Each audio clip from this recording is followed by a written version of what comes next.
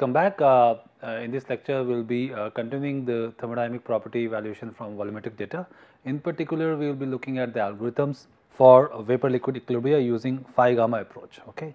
So, we will start with the basic Phi Gamma approach equation, which is this. Okay. And now, what we are going to do is we are going to rearrange this expression in different forms, and that will be useful depending on what particular data are available. So, you can write yi mole fraction in the vapor phase or gas phase as this, or xi in this form. Okay. So, if you consider y here, you take this in a denominator, you get phi ip. So, this is the expression. Okay. Or if you are interested to evaluate xi, okay, you divide this term in the denominator, which is this. Okay. So, these two terms can be evaluated, we can get it from the general expression which we have. Okay. Now, since we know that summation yi is 1 or summation xi is equal to 1. So, we can also use these expressions in order to come up with the following one. So, for this one is the case when we try to use equation 2 and this expression. Okay. So, if we do that, so this is due to yi equal to 1, which will give us this, and if we multiply p both side, we are going to get this expression. So, if this 4, okay, if we multiply p, then this will give us this expression. Similarly, we know that this expression, if we can use this and plug xi from here, we get this expression. Okay. So, this is okay. So, these are the first 6 equations which are going to be extremely useful for us in the later part when we are going to discuss the algorithms depending on whether there is a bubble point calculation or dew point calculation. For when we consider summation y equal to 1, we got p in this expression. Similarly, here, okay, what we can do is we can also evaluate p. We can take out p here, okay, and p is equal to 1 divided by this expression, or in other word, it will be simply the inverse of this. Okay. Now, these 7 equations we are going to try to use it depending on what kind of calculation we are talking about. Now, let us also consider cases where we have to come up with the initial guesses. So, for example, for the case of bubble point where T, where the temperature has to be estimated or initial guess has to be given, then we will be considering, so considering this is a bubble point, which essentially means that information of xi's are given, right. So, the bubble of vapor we have to evaluate at which conditions the bubble is formed. So, if xi's are given, then we can consider initial guess of the temperature at which this is happening or at which this equilibrium exists by taking the mean value or weighted value of this Ti sat, where Ti sat is for the saturation temperature for individual PO components, where Ti can be also related to the pressure of this system by Anton equation. Okay. In addition, we can also consider where P1 sat, if you are just looking at one of the equation, then we can look at here. Since xi's are given, that means we do not know the yi's, so we consider this equation first. And here what we can do is we can take out we can divide this by P1 sat and multiply by P1 sat. Okay. Take out P1 sat outside, right, and this rest of the things will go to the denominator part, and this can be written in this form. So, P1 sat is x1 as summation of xi gamma I, this term, and multiply with the rest of the term, and this is inverse of that. Now, this is useful because you can just focus on one of the pressure component of one of the saturation pressure of a component, let us say 1, and we use this information to solve problems. Okay. Again, you can connect this thing by the temperature by this Anton equation relations. Of course, B, A, C's are the constants for a given component. Similarly, for dew point, particular temperature calculation, you have to guess temperature. So, we are talking about dew point, which essentially means the composition of the x are unknown, but y's are given. Okay.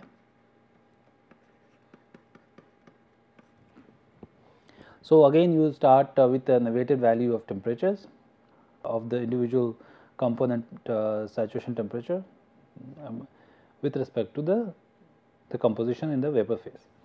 And here this, since summation x or x is unknown, so you are going to make use of equations where y is available. So, here what we have done is we have taken the p's here. If you rearrange this expression and take out the P1 multiply with the same P1 here, then you should be able to show that the same expression here, equation 7, can be written in this form, particularly relating P1 to this ratios of the P1 and Pi. Okay. So, this is also useful to make use of it. So, remember that equation 7 rearranging would lead to 13. Okay. And for the case of the bubble point, it is equation 5 which allows you to get equation 10. Okay. So, now these are the set of equations which are available for us, and now we should be able to come up with an algorithms depending on what kind of data which we are given. So, instead of going into details, I will just discuss the procedural aspect of it in order to understand how to solve a problem for a given set of data. So, we will consider now for the bubble point. So, bubble point essentially means the information of the liquid are given. Now, it depends whether temperature is given or pressure is given.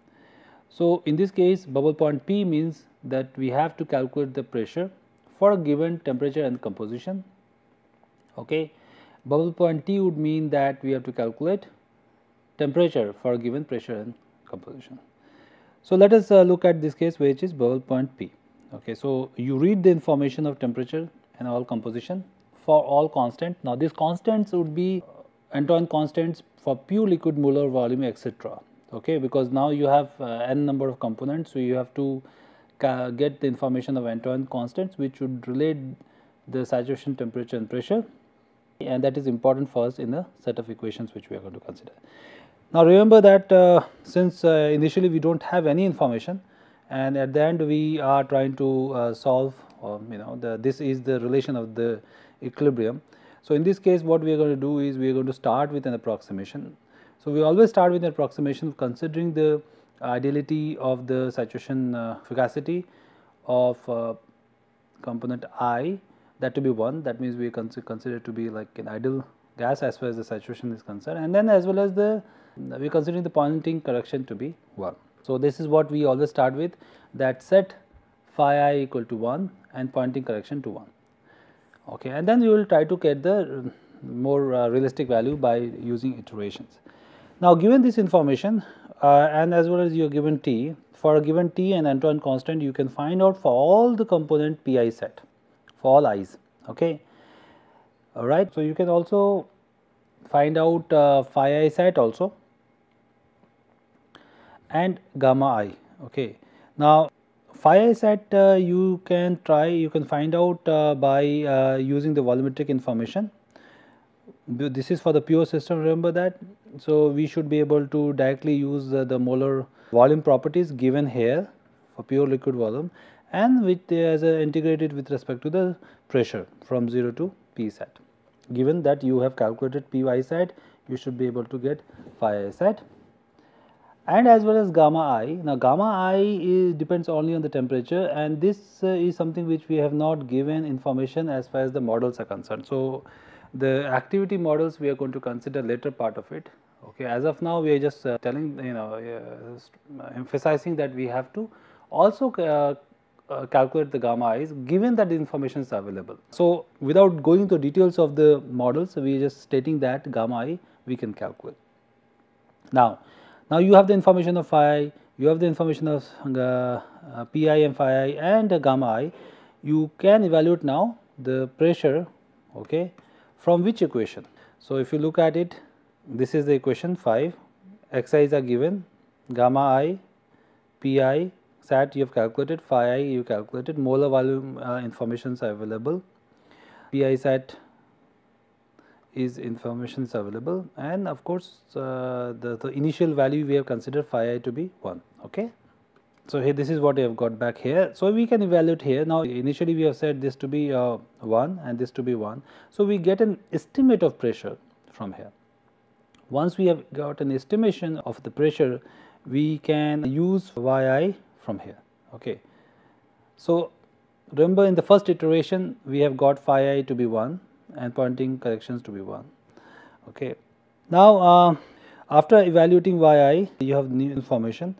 Now, you can calculate phi I also, because phi I depends on the partial molar volume and properties, and now using the expression which we have derived earlier, we can get phi I also. And of course, you can also get pointing correction because you know the pi sat, p and other information. Now, since if it is the first iteration, then you go back to this 3, okay, and correct this information p. So, you keep doing that until your delta p, the changes in the pressure value in the current iteration and the preceding iteration is much less than some value epsilon, which should be very small, which would be a convergence criteria. Okay. If not, you keep doing this exercise. So, that is how we obtain this pressure as well as the composition. So, this is what we call it bubble point pressure. Okay. Now, there is a typo over here. So, this should have been actually 3, 4, 5, 6 and so forth, but I hope that you understand the meaning of this going back and iterating here. So, let us also look at this temperature, this another case which is basically the dew point calculations, where the composition in the vapor phase is given and here the pressure has to be evaluated. That is why it is called dew point pressure calculations or DUP, which we have written in the short form. So, here again the temperature is given, composition of the vapor phase is given, and we have to evaluate pressure and x here. So, what we are going to do is we are going to read this value, all the constants and the molar informations, set this informations to 1 initially, okay, evaluate again the same way as we have done for the pi sat and as well as the fugacity coefficient of the saturation system.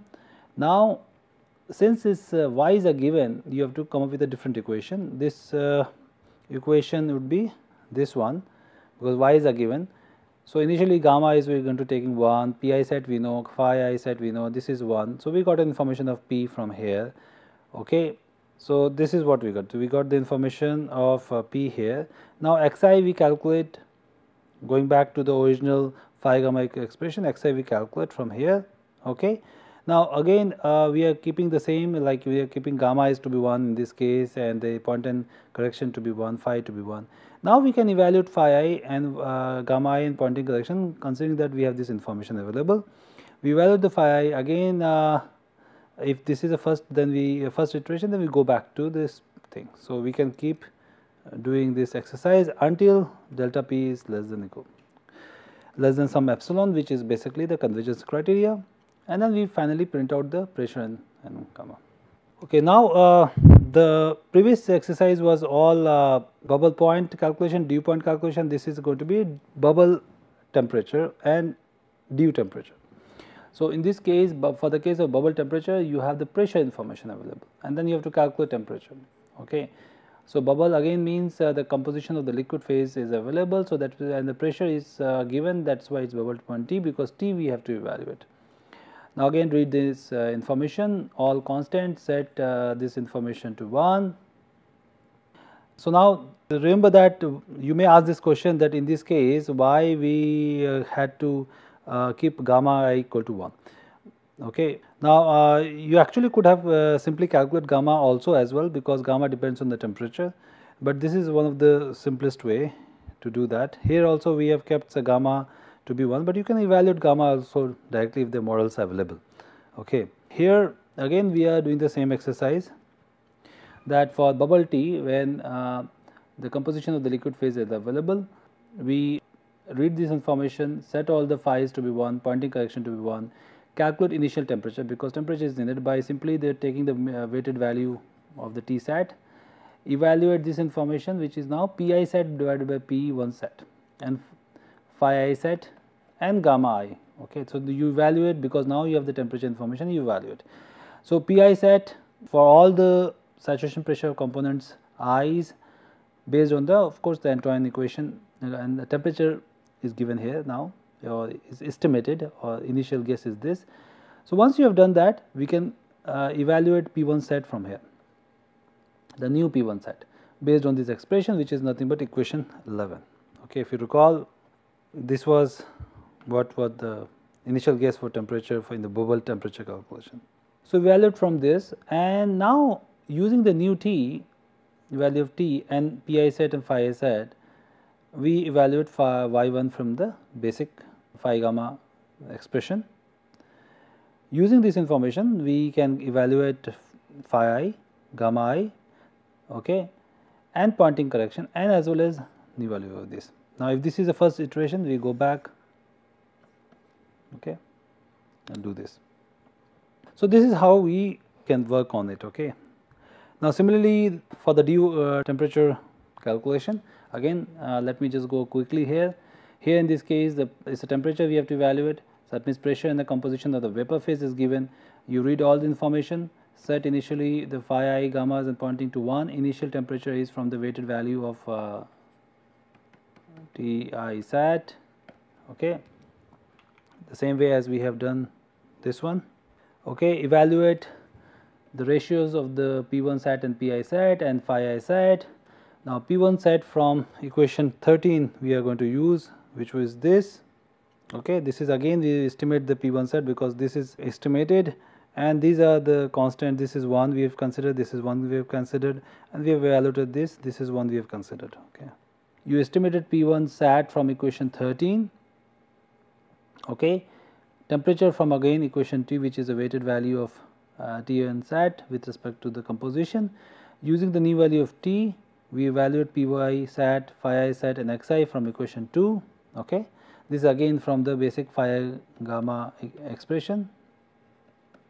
Evaluate phi I gamma I, okay, and Poynting correction as well as ratio, and if this is the first iteration, you go back and do that. Okay. So, this is a typical way. So, the major important aspect of this kind of algorithm is that you are basically relying on the phi gamma expression. Now, irrespective of whether it is a dew point temperature or bubble point temperature, what you are going to do is basically you are going to manipulate this expression and make some certain assumption. So, the initial guess becomes an important. For temperature, it becomes straightforward. You take a mean value of that. You make a use of the Antoine equation to connect to the pressure and temperature, which is quite valid because of the usually the logarithmic relation between the saturation pressure and temperature. And then you make use of the phi information, which you connect to the volumetric data, and gamma information, which is activity, using a certain model, which we have not disclosed at this point, but this is the usual algorithm. Now, we are not showing any detailed exercise, because this kind of algorithms are used to solve some more complicated, which usually is not easy to depict using this simple pen and paper. You may have to employ Excel sheet or some MATLAB code in order to solve this much easily.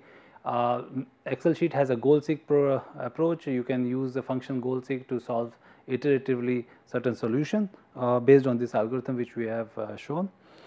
Okay, so I hope that this gives an idea how to solve problems related to phase equilibria using Phi Gamma approach and using the set of equations which we have written based on the Phi Gamma expression.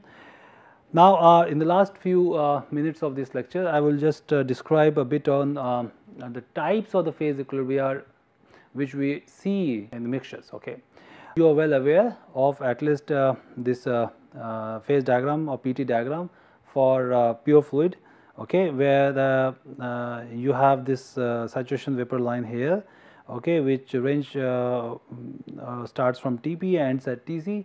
Tc is the critical point, and this is the maximum temperature at which vapor gas can coexist.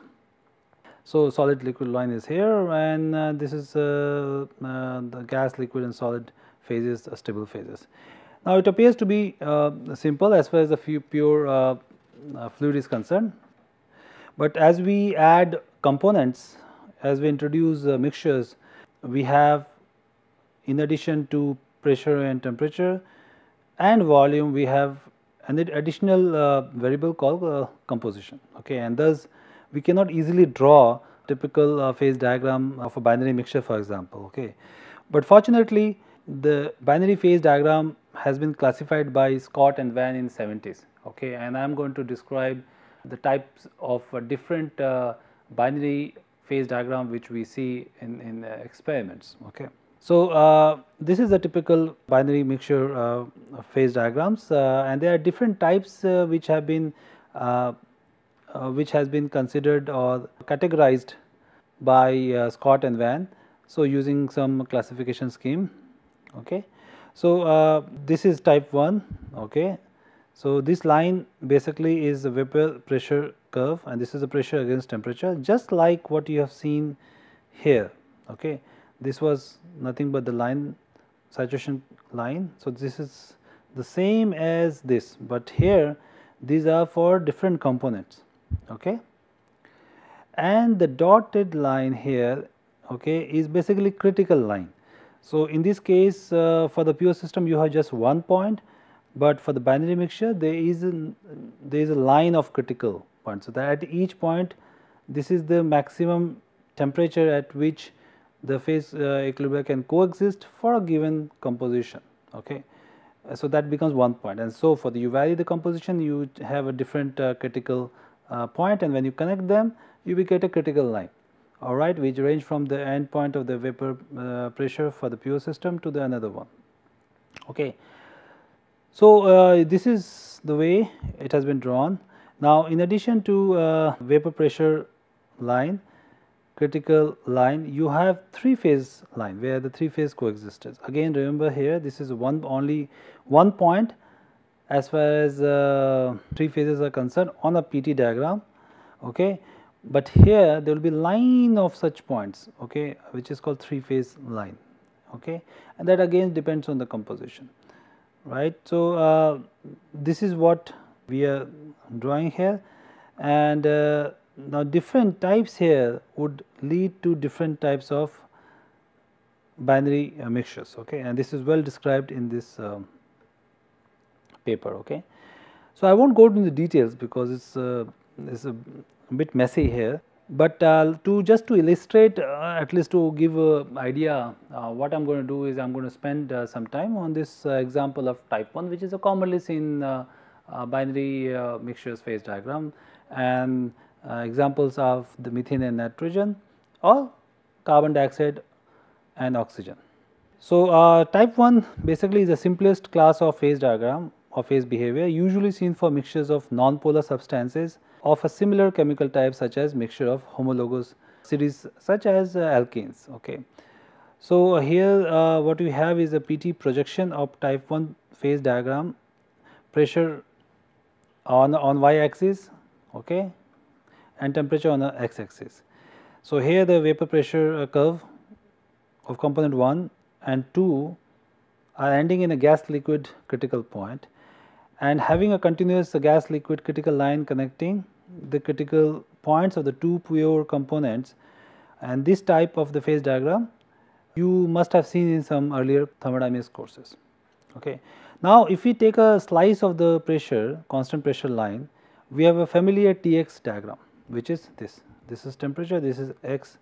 Now, here what we have is basically vapor up here and low temperature liquids are there. So, there is a dew point line and the bubble point line, okay. And here at this point, if we draw a straight line, that becomes these 2 point represent the phases which are at equilibrium having a composition y, and this is composition x, okay. So, at low pressure below the critical point, either pure component of the critical point, the gas liquid coexistence envelope spans the full composition range. So, this is a full composition range, okay, from the vapor pressure point 1 of component 2 the vapor pressure of component 2, that is what we are talking from this point to this point, okay. So, now if we take consider different lines here.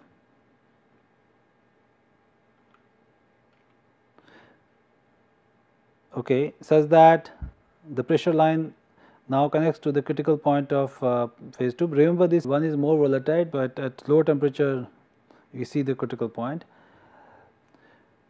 So, at low pressure, of course, you get the complete one. Now, if you increase the pressure here such that it is increased to the critical pressure of component 2, the gas liquid critical point of pure component appears at the axis here.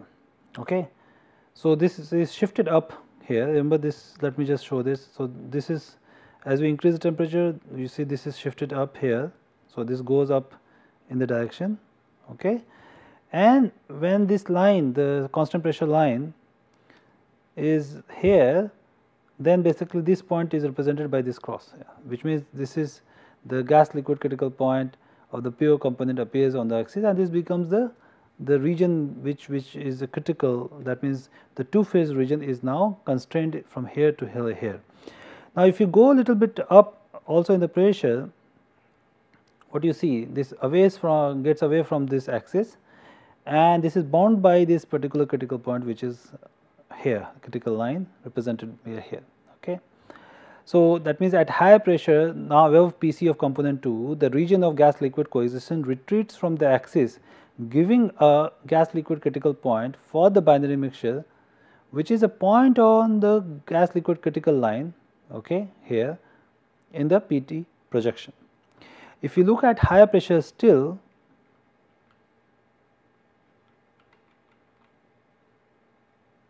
so this is the higher pressure, where we are now above the critical point of both the pure component. The gas liquid coexistence envelope is now bound by two gas liquid critical point, okay, which corresponds to this point. So, these regions are shrinked, and thus it does not span the whole composition range. So, you can clearly see that this phase diagram in binary mixtures, a simple addition of one component creates a lot of different variety of phase diagrams, and hence it requires more in-depth understanding of the variations in different components in order to appreciate the phase diagrams, particularly what you saw just now by changing the variations in the pressure and how that affects the two phase regions, TX diagram.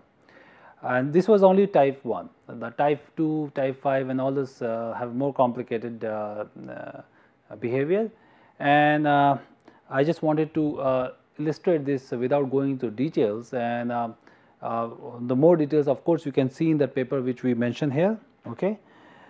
But I will stop here, and this will be the end of the exercise on the thermodynamic property from volumetric data. There will be examples or assignments which will help you to work on these concepts, and the next lecture will start a new topic based on statistical mechanics, a bit to give you an idea about relations of thermodynamic property to the macroscopic informations, and as well as we will be also looking at the different types of intermolecular forces experienced by molecules in systems. Okay, so I will see you in the next lecture.